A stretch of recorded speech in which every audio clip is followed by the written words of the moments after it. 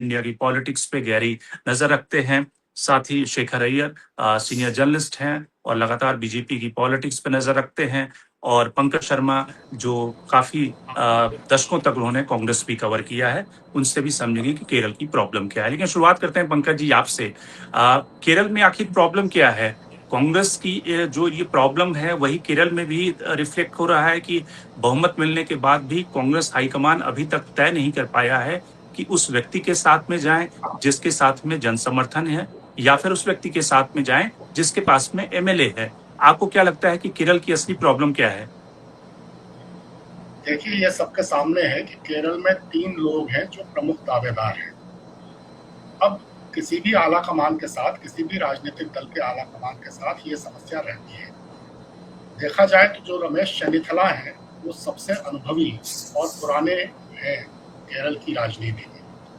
और ये बात भी सही है कि सतीशन जी के नाम पर एक तरह से उनके चेहरे पर केरल में ये चुनाव लड़ा गया। और केसी वेणुगोपाल चूंकि दिल्ली में काफ़ी महत्वपूर्ण है, तो उनके साथ विधायकों की संख्या, कहा जाता है कि ज़्यादा विधायकों की संख्या उनके साथ है।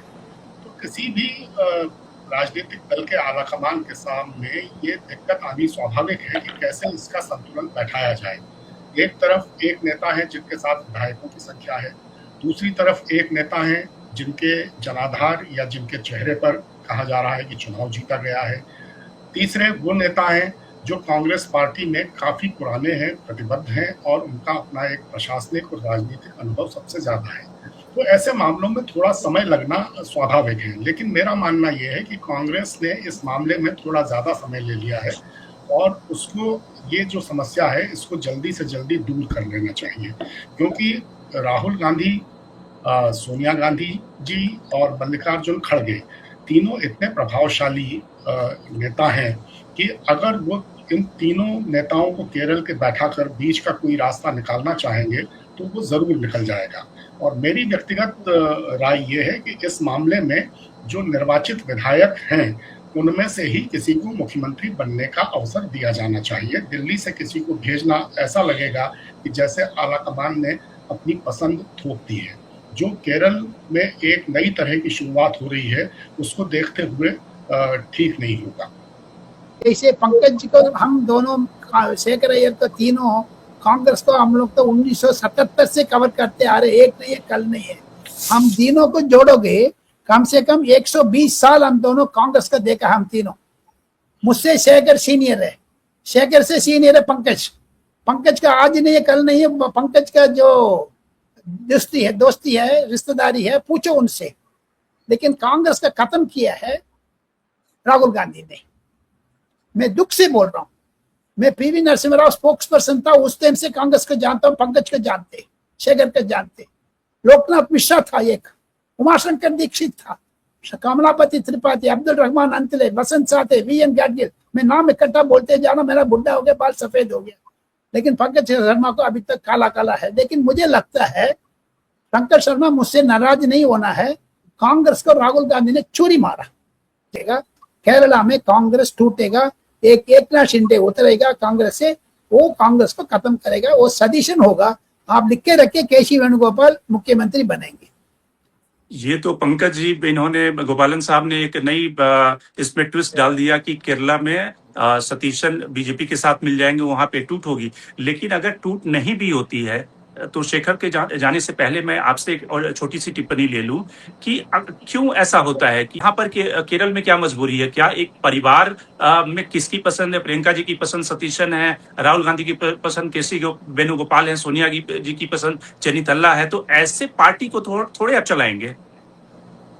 मुझे लगता है कि ये बात ठीक नहीं है। कांग्रेस केरल में बिल्कुल नहीं टूटेगी।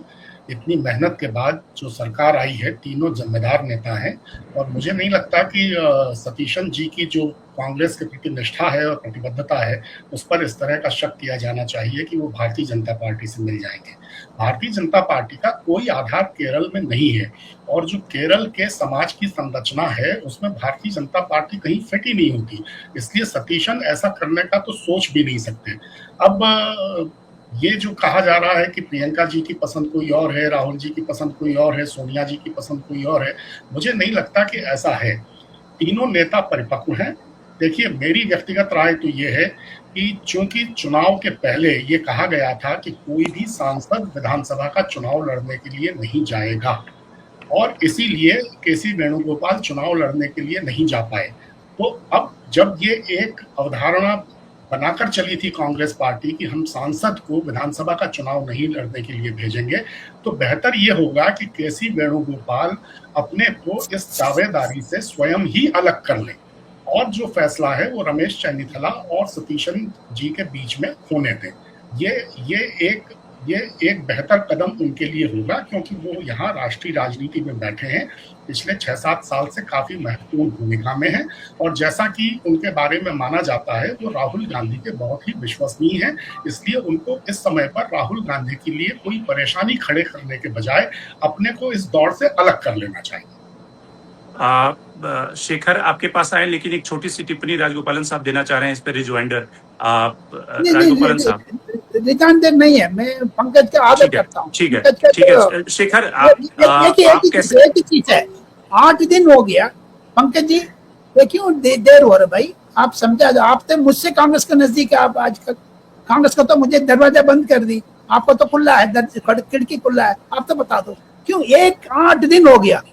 8 दिन में क्या मसाला पक रहा क्या घर में? आप हाथ में हाथ रख के बोलो, छत में हाथ रख के बोलो। मैंने तो पहले ही कहा, तो पंकज जी तो पहले ही कह रहे हैं कि सतीशन को बनना चाहिए। क्यों देर हो रहा है? 8 दिन हो गया। इस मामले में कांग्रेस ने, मैंने जैसे पहले ही कहा, ज्यादा समय ले लिया है और इसको जल्दी से जल्दी इस समस्या से निजात पानी चाहिए, जिसका एकमात्र तरीका ये है कि वेणुगोपाल जी अपने आप को इस दौड़ से स्वयं ही अलग करने की घोषणा कर दें। सबको भागीदारी रही है। और जैसे अभी शर्मा जी कह रहे थे, भाई पहले तो चुनाव नहीं लड़े। देखिए, दूसरी बात आती है, अगर आप केसी वेणुगोपाल जाएंगे तो अब 2 उपचुनाव होगा, एक लोकसभा का भी होगा और एक विधानसभा का भी होगा। देखिए, केरल के बाहर जितने लीडर्स है ना, वो कह रहे हैं ये अच्छा मौका है, अगर राहुल जी इनको विदाई कर देंगे तो पार्टी की भलाई होगी, क्योंकि उनको लगता है कि कई सिचुएशन में, कई राज्यों में जो कांग्रेस की जो स्ट्रेटेजी रही है, उनको लगता है भाई वेणुगोपाल की वजह से राहुल जी ने ठीक निर्णय नहीं लिए। केरल की समस्या तो कांग्रेस ये पंकज ने मुझे समझाना चाहिए। मैं एक क्वेश्चन पूछूंगा पंकज से। डॉक्टर शमा मोहम्मद है स्पोक्स पर्सन, अच्छा लड़ती है सारा बीजेपी से, उनको सीट नहीं दिया, वो मुकर गया। जैसे मुझे लगता है शमा मोहम्मद कांग्रेस से बाहर आ जाएगी, क्योंकि उनको वो कहते मुसलमान को क्यों सीट नहीं दिया।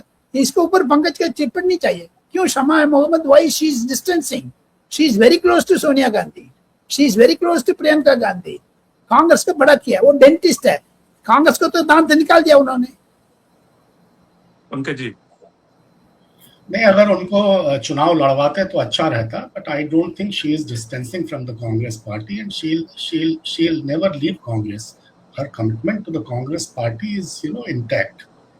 लेकिन ठीक है, उनको लड़वाना चाहिए था चुनाव। अब क्यों उनको सीट नहीं दी जा सकी, इसके बारे में मैं क्या कह सकता हूँ। ये तो कांग्रेस पार्टी में जिन लोगों ने तय किया है उनसे पूछा जाना चाहिए। ठीक है, तो केरल की समस्या के बाद हम आते हैं तमिलनाडु के ऊपर। तमिलनाडु में जिस तरह की स्थिति बन रही है, बिल्कुल पंकज जी, आपको लगता है कि ये इस तरह का चेंज आएगा तमिलनाडु की पॉलिटिक्स में, जिसकी तरफ इशारा राजगोपालन जी कर रहे हैं कि डीएमके और एनडीए का अलायंस, बीजेपी का अलायंस सिविक पोल के लिए हो जाएगा और विजय और कांग्रेस की जो गाड़ी है वो अगले लोकसभा चुनाव, क्योंकि द्रविडियन मूवमेंट की 2 जो बड़ी पार्टियां हैं उसमें एआईडीएमके तो श्रिंक हो रहा है, उसमें स्प्लिट हो रहा है और वो एक तरह से किनारे पे आ जाएंगी जो दिख रहा है। वैसी स्थिति में विजय की पार्टी और डीएमके एग्जिस्ट वहां पे करेगी। आपको क्या दिख रहा है परिदृश्य? देखिए, जिस तरह विजय ने अपनी शुरुआत की है और वो जाकर के स्टालिन से मिले, उनके घर गए, तो जिस तरह उनके मुख्यमंत्री कार्यकाल की शुरुआत हुई है, मुझे लगता है कि डीएमके और उनके बीच जो कुछ भी थोड़ी असहमतियां हैं या जिस तरह के भी कंफ्यूजन्स हैं, वो आने वाले समय में दूर होंगे। बेहतर तो ये होता है कि डीएमके इस बात पर नहीं अड़ती कि वो टीवीके की सरकार को समर्थन नहीं देगी। उस स्थिति में डीएमके टीवीके मिलकर भी सरकार बना लेते तो बहुत अच्छा होता है। कांग्रेस के सामने सबसे बड़ा धर्म संकट ये था कि उनको विजय को किसी न किसी तरह बहुमत उनका साबित हो जाए, इसमें कांग्रेस की दिलचस्पी होनी बहुत स्वाभाविक थी, और वही हुआ।